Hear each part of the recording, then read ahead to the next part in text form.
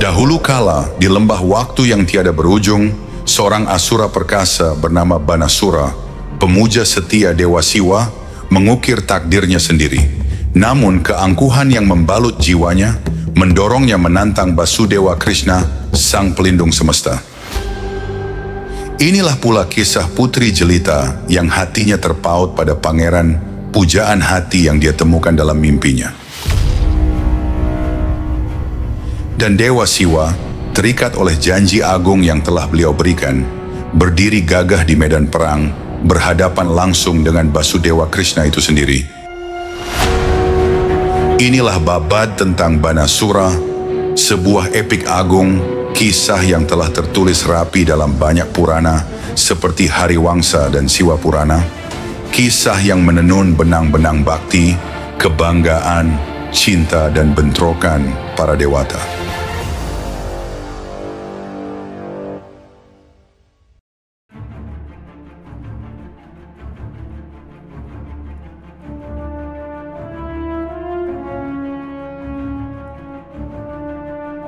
Di sebuah jagat raya yang membentang luas, bertahtalah sebuah kerajaan bernama Shonitapura.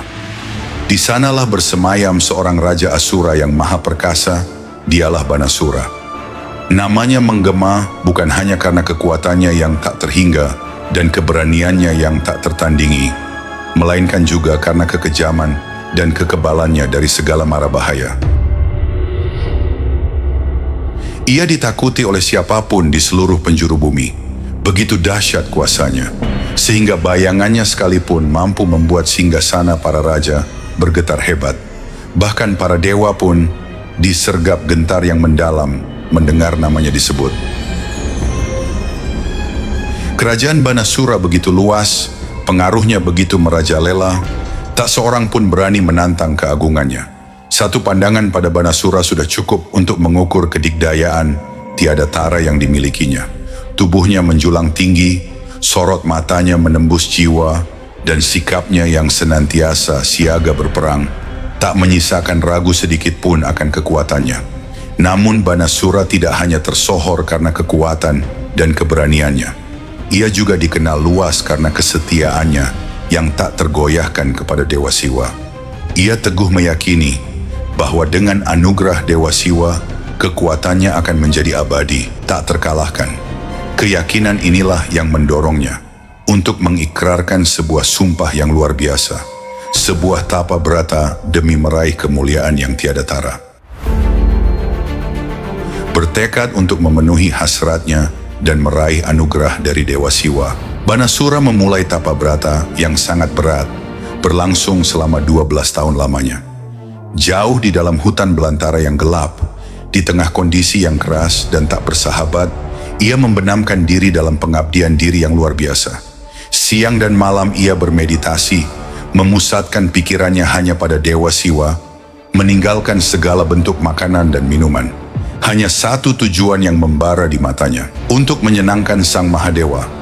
Hutan itu diselimuti keheningan, hanya sesekali pecah oleh gema doa-doa Banasura yang begitu khusyuk. Tapa beratanya begitu dahsyat, bahkan para dewa pun terheran-heran oleh pengabdiannya.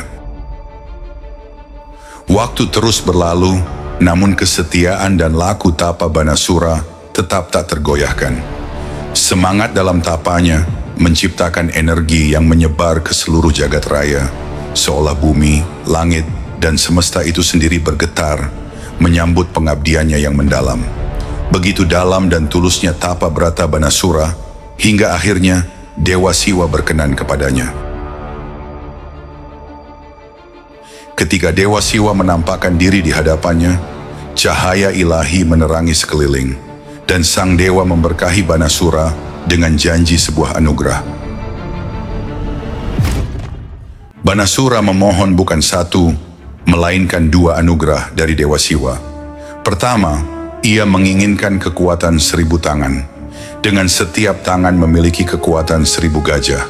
Kedua, Ia meminta Dewa Siwa untuk berjanji bahwa kapanpun ia menghadapi bahaya, sang dewa sendiri akan datang membantunya. Dewa Siwa yang terharu oleh pengabdian Banasura mengabulkan kedua permintaannya. Pada saat itu juga, Banasura mengalami perubahan yang luar biasa. Dari bahunya, 1000 lengan mencuat, masing-masing dipenuhi kekuatan yang tiada tara, menjadikannya nyaris tak terkalahkan. Kekuatannya kini melampaui batas biasa. Dengan anugerah ini, Banasura menjadi penguasa kekuatan tanpa batas. Kekejaman dan dominasinya mengambil wujud yang lebih menakutkan saat ia menggunakan kekuatan barunya untuk memaksakan kehendak atas raja-raja, para dewa, dan seluruh alam semesta. Namun di balik keperkasaan dan tirani Banasura, tersimpan sebuah sisi lain yang lembut, sebuah sisi yang hanya terungkap pada putri sematawayangnya, Usha.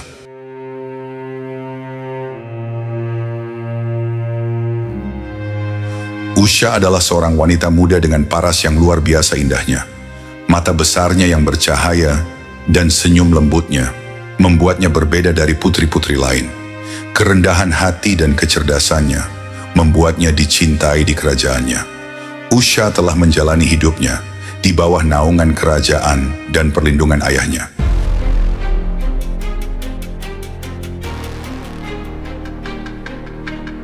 Namun suatu hari, takdir berkehendak lain. Sesuatu terjadi yang mengubah segalanya. Suatu malam, saat ia terlelap dalam tidurnya, Usha bermimpi tentang seorang pemuda yang sangat tampan. Ia bersinar dan agung, seolah-olah ia adalah penjelmaan seorang dewa. Gambaran pemuda itu meninggalkan kesan yang begitu mendalam di hati Usha, hingga hatinya terpikat, jiwanya tak dapat ia pungkiri. Ketika pagi tiba, hati Usha gelisah. Ia merasa resah, terus-menerus memikirkan pemuda yang dilihatnya dalam mimpinya. Ia tidak mengerti siapa pemuda itu, atau mengapa ia meninggalkan kesan yang begitu mendalam padanya. Namun satu hal yang pasti, Usha kini sangat tertarik padanya. Tak bisa melupakan bayangan pria dari mimpinya. Usha menjadi semakin gundah, memikirkannya setiap saat. Melihat kegelisahannya, sahabat karibnya, Citralekha, bertanya apa gerangan yang terjadi. Citralekha bukan hanya sahabat terdekat Usha, tetapi juga seorang seniman terampil, yang hasil karyanya seolah-olah hidup. Ketika Usha menceritakan mimpinya kepada Citralekha, Citralekha memutuskan untuk menggunakan bakat seninya untuk membantu sahabatnya. Ia meminta Usha untuk menggambarkan pemuda yang dilihatnya dalam mimpinya. Perlahan dan hati-hati, Usha menggambarkan setiap detail penampilannya. Mata bersinar, wajah tampan, dan pembawaannya yang agung. Dengan kemahirannya, Citralekha melukis banyak rupa dan mempersembahkannya kepada Usha, menampilkan pemuda-pemuda dari garis keturunan Wangsa Yadawa. Usha memeriksanya satu persatu, tetapi tak satu pun menyerupai pria yang dilihatnya dalam mimpinya. Akhirnya, Citralekha melukis satu rupa lagi. Saat ia meletakkannya di hadapan Usha, mata Usha berbinar, detak jantungnya semakin cepat, dan ia berseru dengan gembira. "Inilah dia, inilah yang kulihat dalam mimpiku." Pemuda itu tak lain adalah Aniruddha, cucu dari Basudewa Krishna. Hati Usha kini sangat terhubung dengan bayangan itu. Ia yakin bahwa mimpinya bukan sekadar khayalan, melainkan sebuah isyarat suci dari para dewa. Usha diliputi kerinduan akan kekasih impiannya, Aniruddha. Dia membagikan kesulitannya kepada Citralekha. Citralekha, yang bukan hanya seniman luar biasa, tetapi juga mahir dalam laku yoga dan ilmu tantra, siap melakukan apa saja untuk membantu sahabatnya. Dengan kekuatan yoganya, ia memutuskan untuk membantu Usha dalam pencariannya untuk bersatu dengan Aniruddha. Citralekha menggunakan meditasi dan kekuatan mistisnya untuk menemukan bahwa Aniruddha adalah cucu Basudewa Krishna dan tinggal di istana kerajaan Dwaraka. Pribadi dan kekuatan Aniruddha melambangkan kebanggaan dinasti Wangsa Yadawa. Namun cinta ini kini telah menjadi pendorong utama bagi Usha dan Citralekha untuk mengatasi segala rintangan. Suatu malam, ketika istana Dwaraka terlelap dalam tidur nyenyak, Citralekha menggunakan kemampuan yoginya. Melalui meditasi dan laku tantra, ia membuat dirinya tak kasat mata. Dengan ilmunya, ia membungkus Aniruddha dalam selimut ketiadaan, membawanya melintasi angkasa dalam tidur lelap, lalu memasuki istana kerajaan Shonitapura tanpa diketahui. Ketika Aniruddha tiba di Shonitapura, hati Usha meluap dengan kegembiraan. Melihat kekasih impiannya di hadapannya, ia diliputi haru yang tak terkira. Namun, bagi Aniruddha, ini semua tak terduga. Saat ia sadar, ia tak bisa memahami bagaimana ia telah dibawa begitu jauh dari Dwaraka.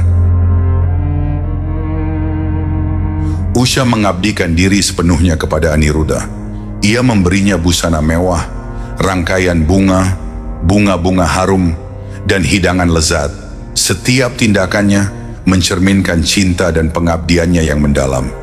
Ia mengerahkan setiap upaya untuk memastikan kebahagiaan Aniruddha. Saat Aniruddha menyadari bahwa ia adalah pusat dari cinta dan pengabdian Usha yang tak tergoyahkan, hatinya melunak. Penghormatan dan ketulusan di mata Usha menariknya tanpa bisa ditolak. Kasih sayang yang dalam dan tak terucap untuk Usha mulai bersemi di dalam dirinya, dan ia pun jatuh cinta padanya. Usha memiliki kekasihnya di kamar pribadinya, sepenuhnya sadar bahwa tindakan ini akan mengharuskannya melanggar sumpah kesuciannya. Namun, cintanya begitu mendalam, sehingga ia memutuskan untuk melanggar sumpah ini. Ikatan di antara mereka kini unik, tak hanya ikatan raga, tetapi juga ikatan jiwa dan batin yang mendalam.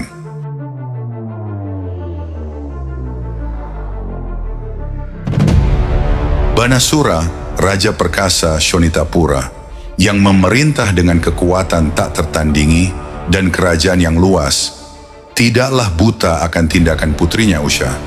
Ia tahu bahwa putrinya menyimpan cinta yang mendalam untuk seseorang, tetapi ia belum dapat mengetahui siapa yang telah merebut hatinya.